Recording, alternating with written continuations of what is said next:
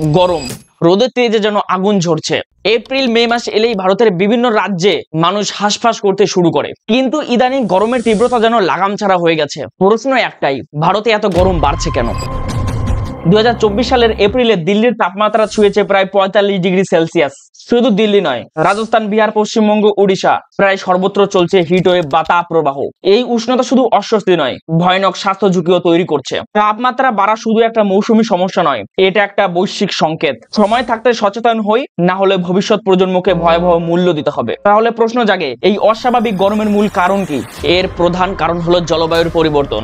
মানুষের তৈরি দূষণ, গাছপালা কাটা, শিল্প কারখানার ধোঁয়া এবং জীবাশ্ম জ্বালানির ব্যবহার সব মিলিয়ে পরিবেশের ভারসাম্য নষ্ট হয়ে যাচ্ছে, যার ফলে পৃথিবীর গড় তাপমাত্রা বাড়ছে। আর তারই প্রভাব সরাসরি পড়ছে ভারতের মতন গরম প্রবণ দেশে। কিন্তু প্রশ্ন হলো কেন? এর শেষ কোথায়? আর আমরা এতে কি করতে পারি? আজকের ভিডিওতে আমরা জানবো ভারতে এত গরম বাড়ছে কেন, এর ভয়াবহ ফলাফল, আর এতে আমাদের কি করণীয়। ভিডিওটা শেষ পর্যন্ত দেখো, কারণ প্রতিটা তথ্য তোমাকে সচেতন করতে সাহায্য করবে। প্রথমেই আমরা জানবো ভারতে এত গরম বাড়ছে কেন। এর প্রধান কারণ হলো গাছ কাটার হার বাড়ছে। আমরা প্রতি মিনিটে গড়ে 40টি ফুটবল মাঠের সমান বনভূমি হারাচ্ছি। গাছ থাকলে তারা কার্বন ডাই অক্সাইড শোষণ করত, এখন গাছ কমে যাওয়ায় বাতাসে তাপ বেশি জমছে। ভারতে গাড়ি ও শিল্পের সংখ্যা দ্রুত বেড়েছে, এগুলো মিলে বিশাল পরিমাণে গ্রিন হাউস গ্যাস নির্গত করছে। পথ, বাড়ি, বিল্ডিং সবই কংক্রিট। মাটির বদলে পাথরের এই স্তর চাপ শোষণ করে এবং রাতে ধীরে ধীরে তাপ ছাড়ে, যার কারণে শহরের তাপমাত্রা গ্রামাঞ্চলের তুলনায় অনেক বেশি। একে বলা হয় আরবান হিট আইল্যান্ড এফেক্ট। নদী, পুকুর, জলাভূমি এগুলো প্রকৃতির এয়ার কন্ডিশনারের মতন কাজ করত,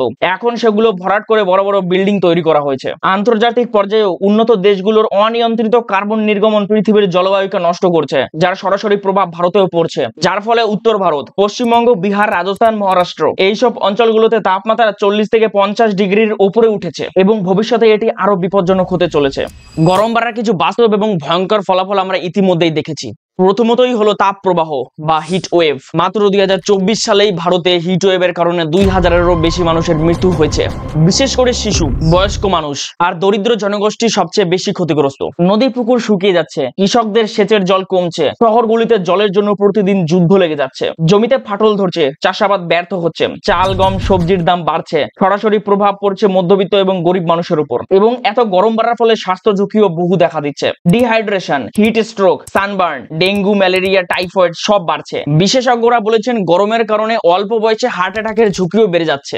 গরমে শ্রমিকরা কাজ করতে পারছে না, অফিস কারখানায় উৎপাদন কমে যাচ্ছে, ফলে জিডিপিতে ধাক্কা লাগছে। এক কথায় এটি শুধুমাত্র আবহাওয়ার সমস্যা নয়, এটা জীবনের প্রতিটি ক্ষেত্রকে প্রভাবিত করছে। সমাধান একেবারে আমাদের হাতের মুঠোয়, শুধু ইচ্ছা শক্তি চাই। তাহলে আমাদের করণীয় কি? প্রতিটি ব্যক্তি বছরে অন্তত 5টি করে গাছ লাগালে পরিস্থিতি পরিবর্তন হতে পারে। একটা বড় গাছ বছরে 21.7 কেজি কার্বন ডাই অক্সাইড শোষণ করতে পারে। বৃষ্টির জল ধরে রাখার প্রযুক্তি, ফুটপাতের পাশে খোলা ড্রেন সংরক্ষণ এসব জরুরি। আর ঘরের ভেতরেও জল অপচয় কমাতে হবে। সৌরশক্তি, বায়ু শক্তির ব্যবহার বাড়াতে হবে। সরকার এখন সোলার প্যানেল বসানোর জন্য ভর্তুকি দিচ্ছে, আমরাও পারি বাড়িতে ছোট ছোট সোলার প্যানেল বসাতে। প্লাস্টিক পরিবেশকে ধ্বংস করছে, বিকল্প ব্যবহার করতে শিখতে হবে। পুরনো জিনিস রিসাইকেল করতে পারলে নতুন প্রোডাক্ট তৈরি কম হবে, পরিবেশ কম দূষিত হবে। স্কুল কলেজে পরিবেশ শিক্ষা বাধ্যতামূলক করা উচিত। এছাড়া সোশ্যাল মিডিয়ার মাধ্যমে মানুষকে সচেতন করতে হবে। মোট কথা, পরিবর্তন যদি চাও তাহলে পরিবর্তন শুরু করো নিজে থেকেই। একটা ছোট কাজ একটা বড় বিপ্লবের সূচনা হতে পারে। তোমার মতে পরিবেশ রক্ষার সবচেয়ে কার্যকরী উপায় কি হতে পারে সেটা কমেন্টে জানাও। তোমার আইডিয়াগুলো অন্যকে অনুপ্রাণিত করবে।